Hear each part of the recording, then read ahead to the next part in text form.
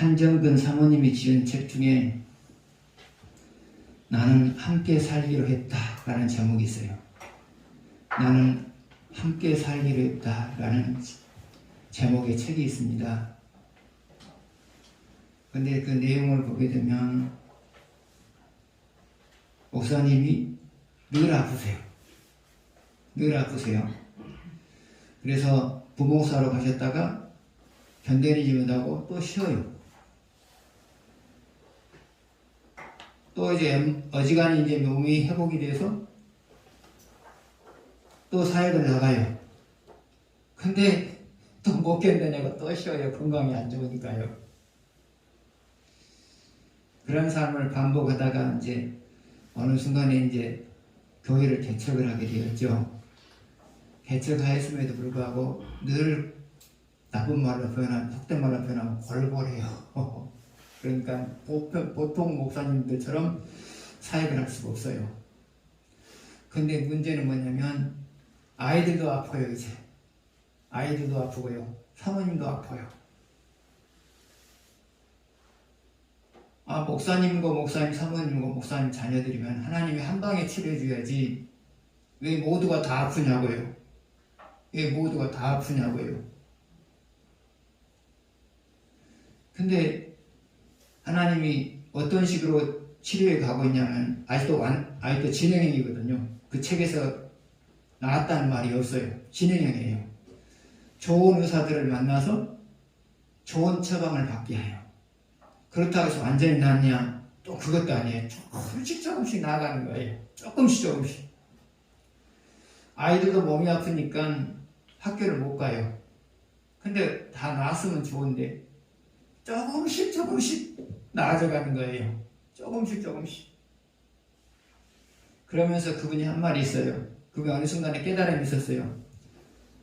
한순간에 낫는 것도 하나님의 은혜이고 점진적으로 조금씩 나아져가는 것도 하나님의 은혜이다. 경험하지 않는 사람이 할 수 있는 말은 아니죠. 경험에서 나온 말이에요. 한순간에 낫는 것도 하나님의 은혜요. 점진적으로 조금씩 나아져가는 것도 하나님의 은혜요. 그러죠. 하나님은 그 사람의 신앙의 수준이나 그 사람의 사는 모습에 따라서, 그 사람의 삶에 따라서 점진적으로 낫게 하시기도 하고 한순간에 낫게 하시기도 하고. 그래서 여러분, 한순간에 안 난다고 해서 속상해하지 마세요. 하나님이 점진적으로 낫게 하는 것은 나름대로 또 하나님께서 여러분에게 주시고자 하는 은혜가 있어서 그러는 거예요. 또 한 방에 낫는 것도, 한 번에 낫는 것도 또 그 나름대로 하나님께서 은혜를 주시기 위해서 그런 거고요. 그래서 한순간에 낫는 것도 하나님의 은혜고요. 점진적으로 낫는 것도 하나님의 은혜고요. 한순간에 여러분의 기업이 회복이 되는 것도 하나님의 은혜고요. 점진적으로 회복이 되는 것도 하나님의 은혜고요. 한순간에 기업이 점프하는 것도 하나님의 은혜이고요. 점진적으로 기업이 점프하는 것도 하나님의 은혜이고요. 항상 그렇게 생각하십시오.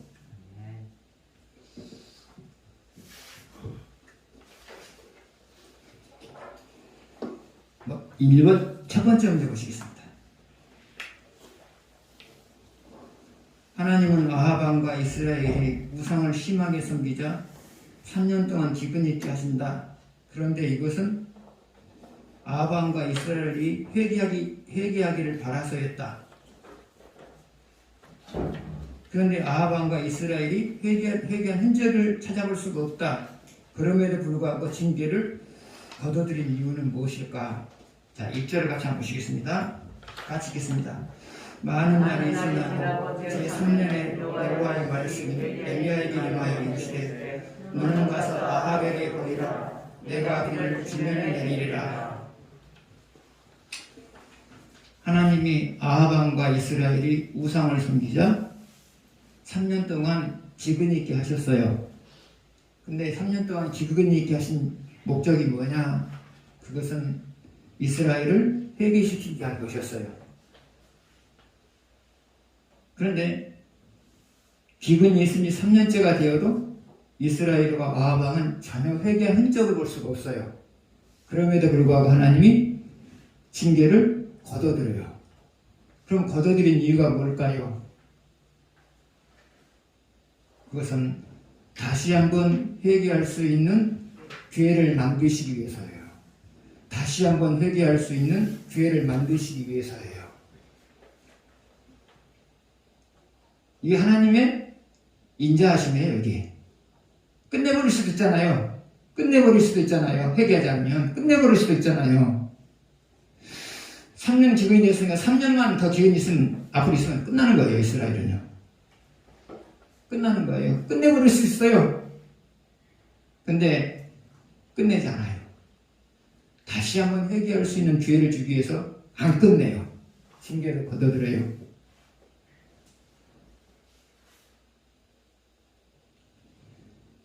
여러분은 그런 일이 없겠습니다만 사람의 삶 속에도 오늘날 살고 있는 신앙인의 삶 속에도 이런 일이 있을 수 있어요. 하나님이 회개하기를 바라서 징계를 하셨어요? 징계를 하셨어요. 근데 회개를 안 해요. 회개를 안 해요? 근데 인간적인 논리를 보게 되면 끝내버려야 돼요. 하나님이. 회개 안 하니까 끝내버려야죠. 끝내버려야 돼요. 근데 하나님은 그런 하나님이 아니에요. 일단 징계를 거둬두시고요. 안 거둬들이면 죽으니까. 안 거둬들이면 죽으니까 일단 징계를 거둬두시고요. 나중에 한번 또 회개할 수 있는 기회를 만들어요. 회개할 수 있는 기회를 만들어요. 이게 하나님이에요. 안 끝내요. 안 끝낸단 말이죠. 우리 같으면 끝낼 것 같은데 안 끝낸단 말이죠. 안 끝내요. 그리고 일단 징계를 받아들이고 거둬들이고 그 다음에 다음 기회를 또 한 번 기회를 주는 거예요. 자, 오늘 하나님의 이스라엘에게 징계를 거둬들이고 회개할 수 있는 기회를 또 만들어요. 그 만든 사건이 뭐냐? 오늘 본문에 만든 사건이 뭐냐? 그것은 갈멜 산상에서 엘리야와 450명의 바알 선지자가 대결을 하게 만들어요. 대결을 하게 만들어요. 그리고 누가 이겨요? 엘리야가 이기죠. 엘리야가 이겼을 때 이스라엘 백성들이 반응이 어땠어요? 하나님만이 참신이다. 하나님만이 참신이다. 이것을 깨닫고 회개를 하죠. 회개를 하죠. 그래서 하나님은 회개할 수 있는 기회를 또 한 번 주기 위해서 안 끝냈던 거예요. 또 한 번 주기 위해서 안 끝냈던 거예요. 회개할 수 있는 기회를 또 한 번 주기 위해서. 자, 우리 한 번 더 볼까요? 39절이에요. 39절. 같이 읽겠습니다. 모든 백성이 보고 엎드려 말하되 여호와 그는 하나님이로서다. 여호와 그는 하나님이시로다 하니. 이게 무슨 말이에요? 회개한 거죠? 하나님 잘못했습니다. 하나님 잘못했습니다. 우리는 바알이 참 신인 줄 알았습니다. 그런데 하나님이 참 신이군요. 그동안에 우상스러운 거 잘못했습니다. 잘못했습니다. 예, 그 말이죠.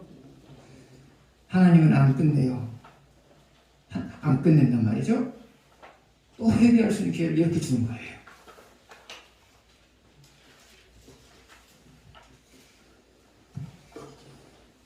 두 번째 보시겠습니다.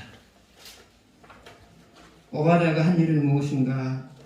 그리고 그 일을 한 이유는 무엇인가? 3절에서 4절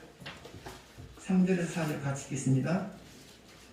아합이 왕궁 맡은 자 오바댜를 들었으니 이 오바댜는 여호와를 지극히 경외하는 자라.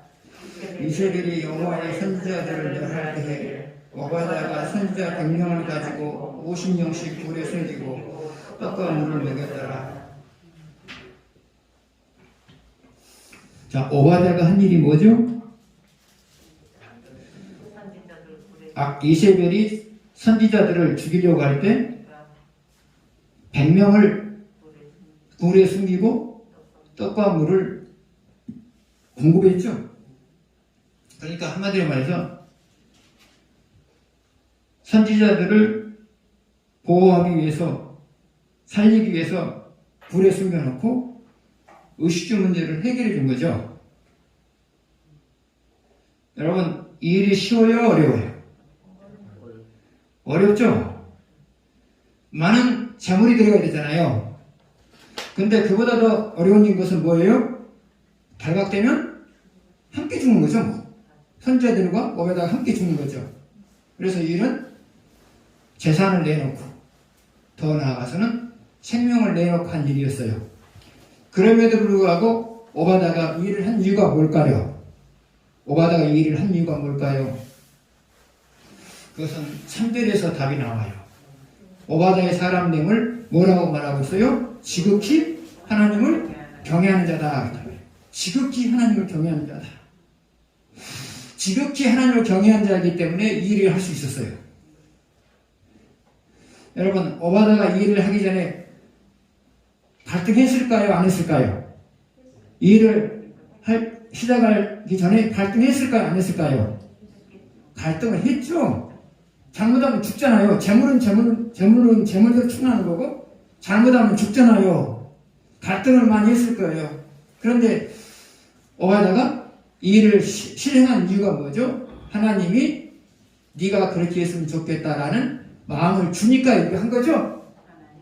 하나님이 네가 그 일을 했으면 좋겠다라는 마음을 주니까 생명을 내놓고 이 일을 한 거예요.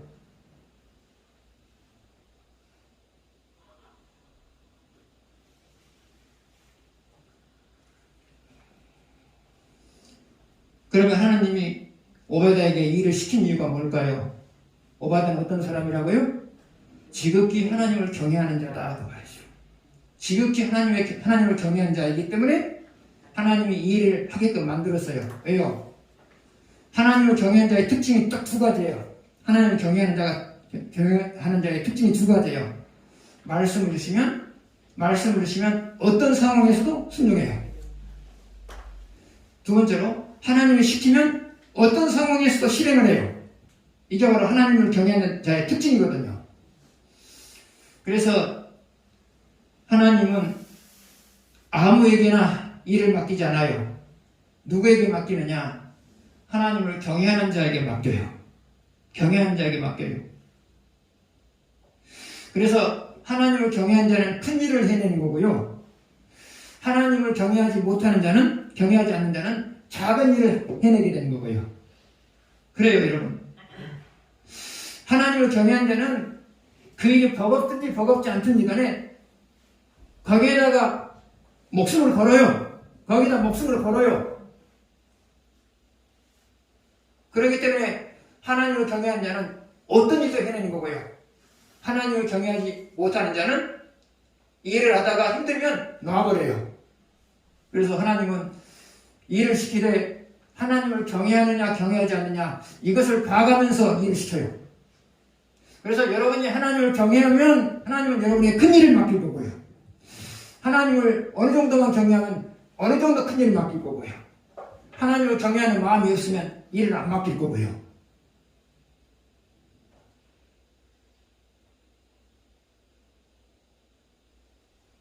여러분은 그러시지 않겠지만 보편적으로 신앙인들은 부담스러운 일을 안 맡으려고 하죠.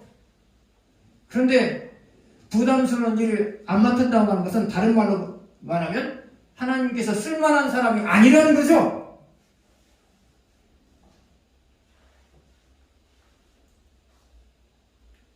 할 일이 없다고 하는 것은 하나님에게 인정을 못 받았다는 거죠. 하나님께 인정을 받은 사람은 할 일이 있어요. 그러나 하나님께 인정을 못 받았기 때문에 하나님 일을 안 시켜버려요. 그래서 일이 없다는 것에 대해서 부끄럽게 생각해야 돼요.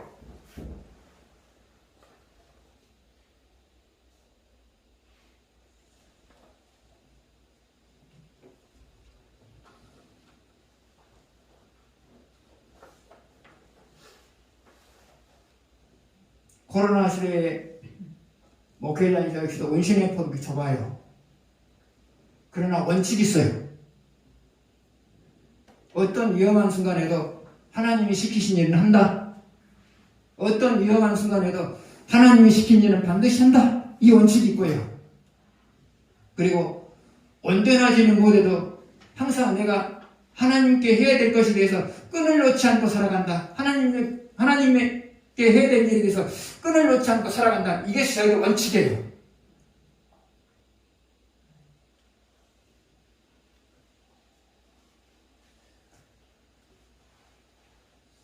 여러분도 그러셔야 돼요. 이런 마음을 가지고 살아가시면 하나님이 여러분을 크게 쓰세요. 근데 분명한 것은 크게 쓴 만큼 그 가정이 복을 받아요.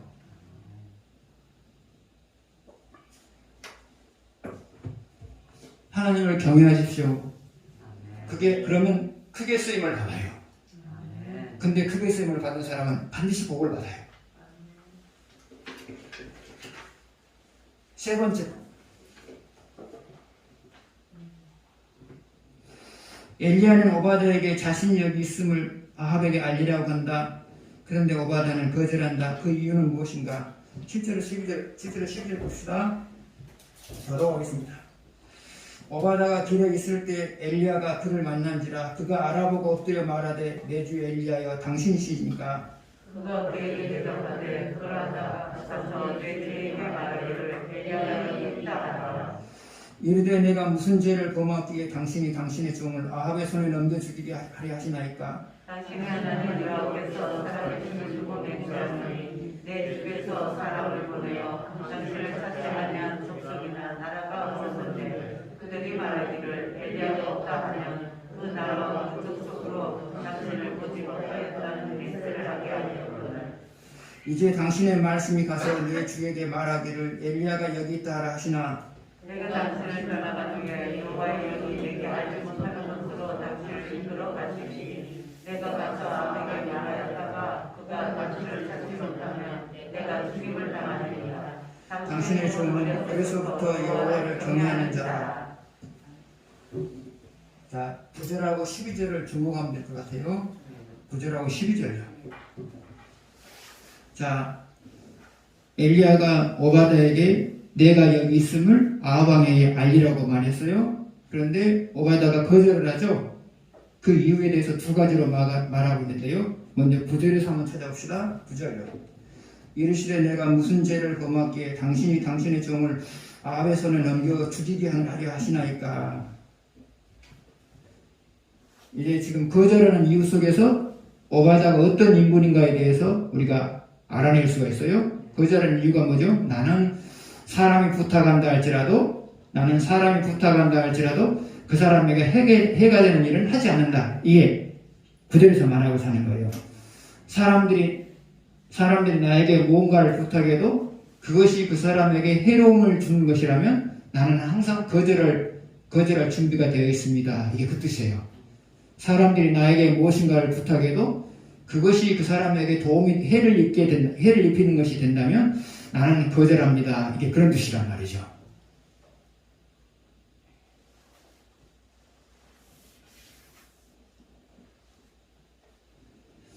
사람이 부탁한 것을 거절하기가 쉽지가 않죠. 그러나 신앙인은 항상 생각하셔야 돼요. 그 사람의 부탁을 들어주는 것이 그 사람에게 유익한 건가 해로운 것인가. 이것을 항상 생각하셔야 돼요. 성숙한 사람들은 항상 그래요.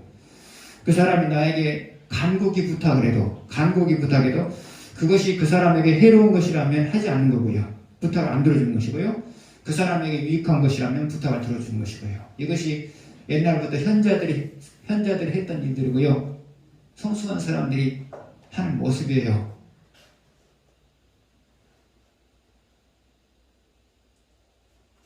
여러분 역시도 마찬가지죠.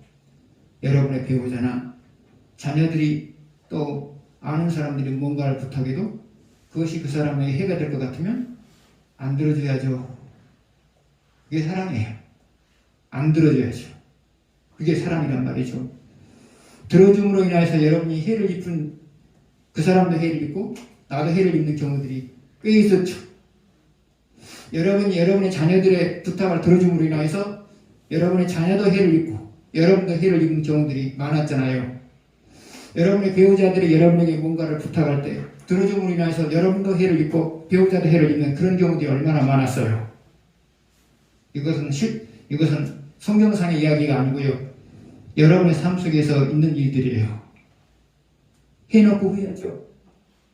들어주고 후회할 때 많았잖아요. 들어주고 후회할 때 많았잖아요.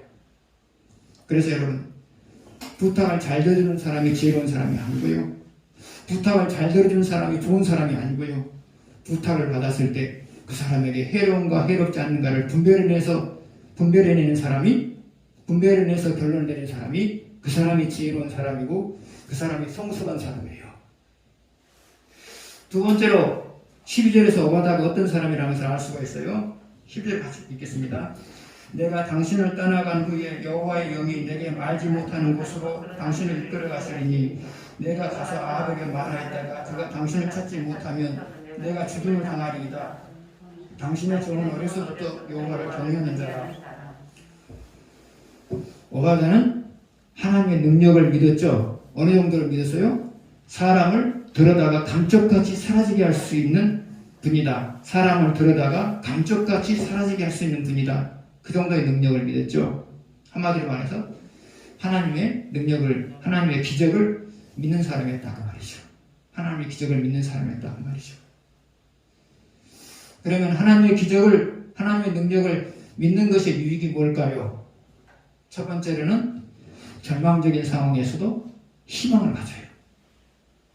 절망적인 상황에서도 희망을 가져요. 두 번째로 말씀을 실천하기가 버거운 상황에서도 말씀을 실천해요. 왜 그래요? 하나님은 말씀을 실천한 자에게 복을 주시기로 약속했는데 기적을 가지고 그 약속을 지킬 것이기 때문에, 그 기적을 가지고 그 약속을 지킬 것이 믿어지기 때문이죠. 사람이 말씀을 범하는 이유 중에 하나가 뭘까요? 하나님이 약속을 해놨지만 그 약속을 실천할 만한 능력이 안 된다고 생각했을 때 사람이 말씀을 범해요. 그러나 하나님은 약속한 말씀을 실천할 만한 능력이 있다고 믿어졌을 때는 절대로 말씀을 거부하잖아요. 그러거든요. 그래서 하나님의 능력을 믿는다는 것이 그만큼 소중해요. 세 번째로 하나님의 능력을 믿는 것의 유익이 뭘까요? 그 일을 해내기가 버거워도 그 일을 하는 거예요. 왜요?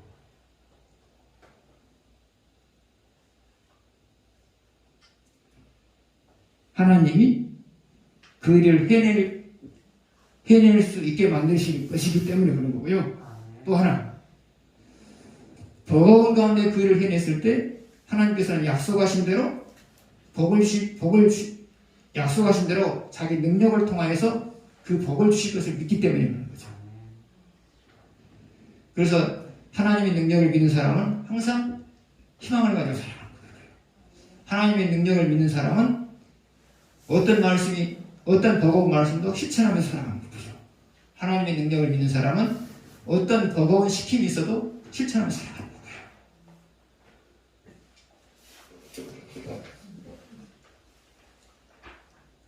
네 번째 보시겠습니다. 아합이 엘리야에게 이스라엘을 괴롭게 한 자라고 말한다. 이에 대한 엘리야의 대답은 무엇인가? 17절, 18절 보시겠습니다.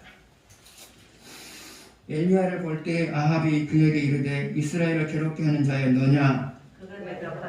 내가 이스라엘을 괴롭게 하는 것이 아니라 당신과 당신의 아버지의 집이 괴롭게 하였으니 이는 여호와의 명령을 버렸고 당신이 바알들을 떠났습니다. 아합이 엘리야를 만났을 때 이스라엘을 괴롭게 한 자여 그렇게 말했어요. 이스라엘을 괴롭게 한 자여 그랬단 말이죠. 왜 그런 말했어요? 엘리야가 예언한 대로 이스라엘에 3년 동안 기근이 있었으니까 엘리야를 가리켜서 이스라엘을 괴롭게 한 자여 그렇게 말했단 말이죠. 그랬을 때 엘리야의 대답이 무엇이었어요? 이스라엘을 괴롭게 하는 것은 내가 아니라 바로 당신과 당신의 아버지 집입니다. 그랬죠. 그 이유는 뭐라고 말했죠? 하나님을 버리고 우상을 섬기기 때문이다. 하나님을 버리고 바알을 따랐기 때문이다. 그렇게 말했죠.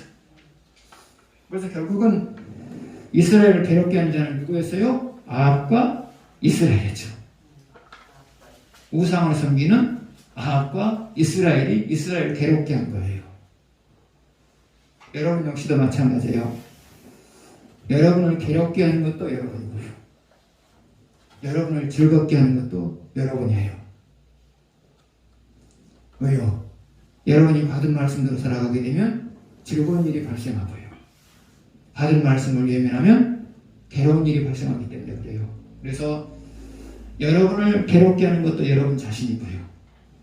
여러분을 즐겁게 하는 것도 여러분 자신이에요. 괴로운 일 있으면 누구 원망하지 마세요. 괴로운 일 있으면 자꾸 옆에 사람을 원망하잖아요. 그러지 마세요.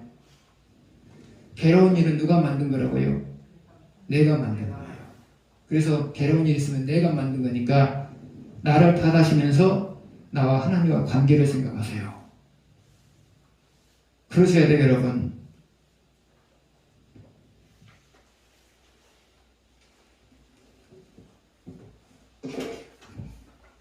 다섯 번째,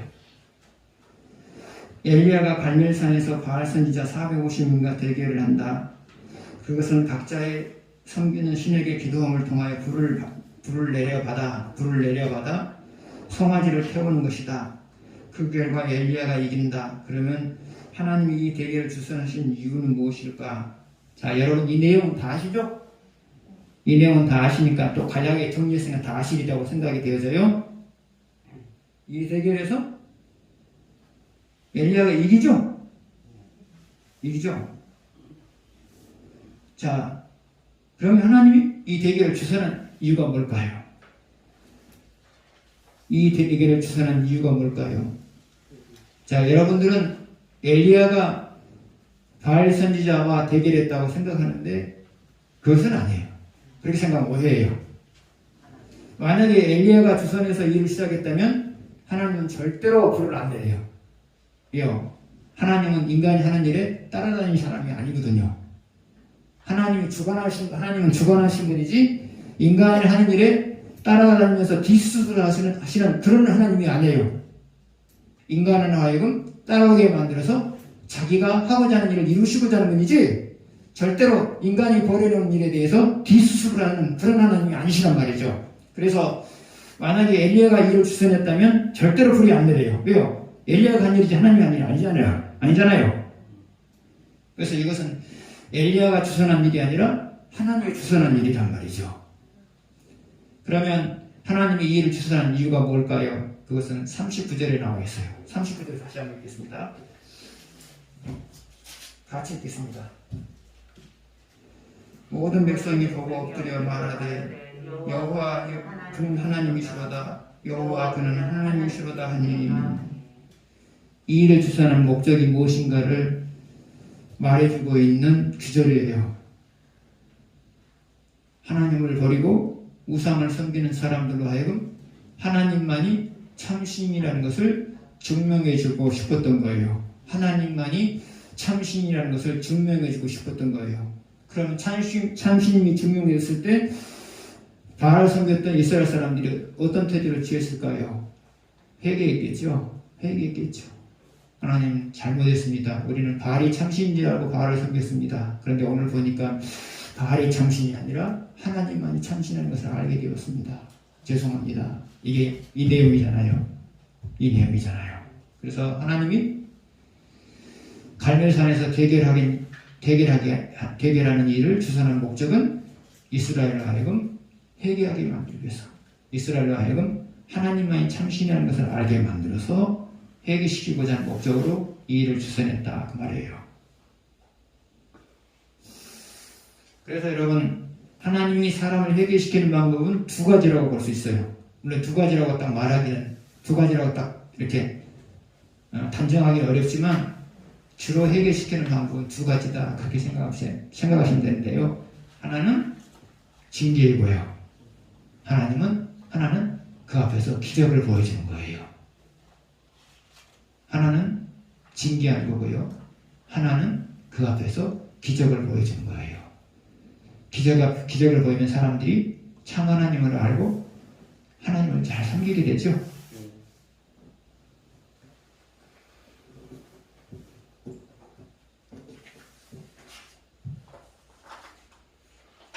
여섯 번째,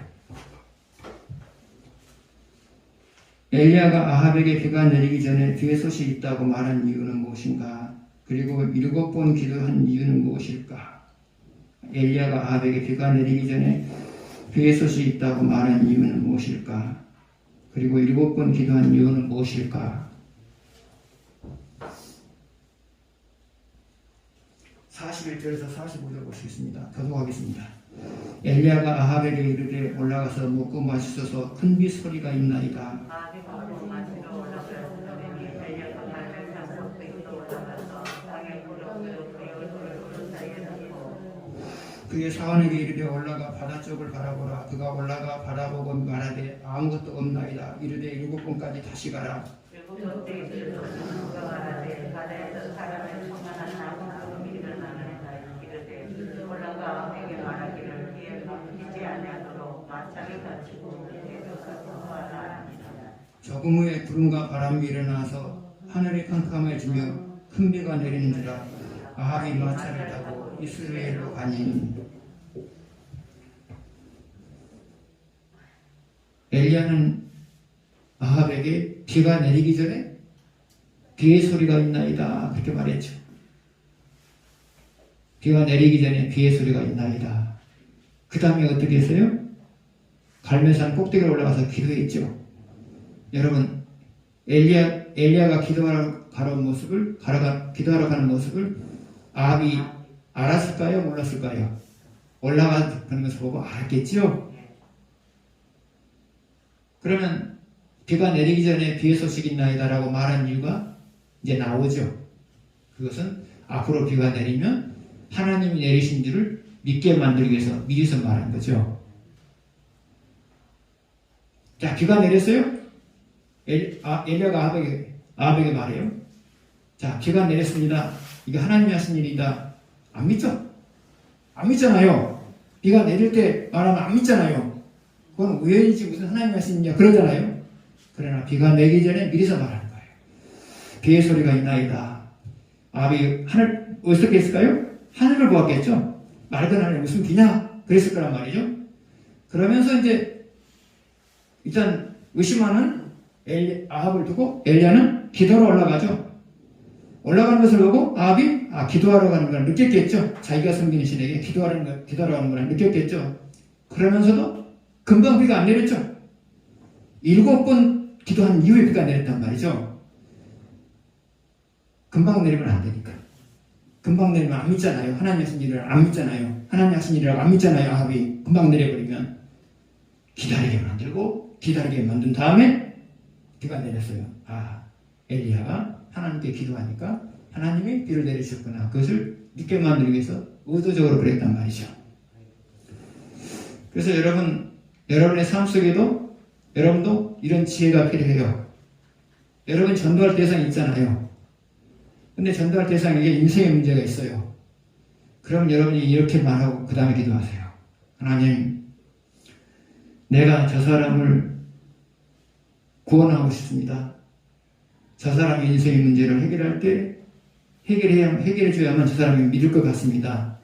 내가 일단 선포를 하고 저 사람한테 선포를 할 겁니다. 그러니까 나와 함께 해주십시오. 그리고 나서 말하는 거예요, 사람한테. 내가 앞으로 당신의 문제를 하나님께서 해결해달라고 기도할 거다. 만약에 당신의 인생의 문제가 해결되면 하나님께서 해결해 주신 줄로 알아라. 그렇게 말을 하고 기도하셔야 돼요. 그냥 기도하시면 안 돼요. 다 끝나고 나면 상황이 종료된 다음에 하나님이 해주셨다 그러면 안 믿잖아요. 그냥 미리 말하세요. 내가 지금부터 당신의 인생의 문제를 위해서 기도할 거다. 인생의 문제 해결을 위해서 기도할 거다. 만약에 해결이 된다면 그냥 만약이라고 쓰세요. 만약에 확정적으로 말하지 말고 하나님 해줄 수도 있고 해줄 수도 있고 안 해줄 수도 있으니까 확정적으로 말하지 마시고요. 만약에 당신의 인생의 문제가 해결되면 하나님께서 해결해 주신 줄로 알아라. 그렇게 말하시는 거예요. 그래야 구원이 이루어지죠. 그래서 항상 전도할 때도 지혜가 필요해요. 그 다음에 마지막으로 7번째 오겠습니다.